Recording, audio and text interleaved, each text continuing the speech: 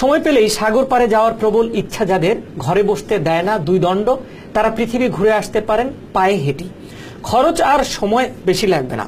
ডেনমার্কের হোব্রো শহরে একটি লেকের মাঝেই গড়ে তোলা হয়েছে গোটা একটি পৃথিবী, যা আকৃষ্ট করছে পর্যটকদের। বিস্তারিত বিউটি আকবরের প্রতিবেদনে।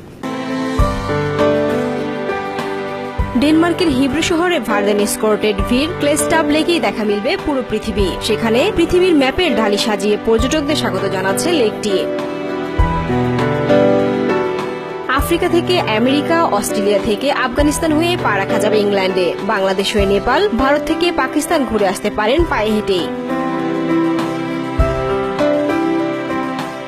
1944 সালে লেকের মধ্যে পৃথিবীর ম্যাপ বানানোর এই অভিনব পরিকল্পনাটি মাথায় আসে সোরেন পলসেনের। পারিবারিক ফার্মে তৈরি করেন পৃথিবীর মধ্যেই টুকরো এক পৃথিবী। মাটি আর পাথর দিয়ে লেকের মধ্যে নতুন এই পৃথিবী তৈরি করেন সোরেন।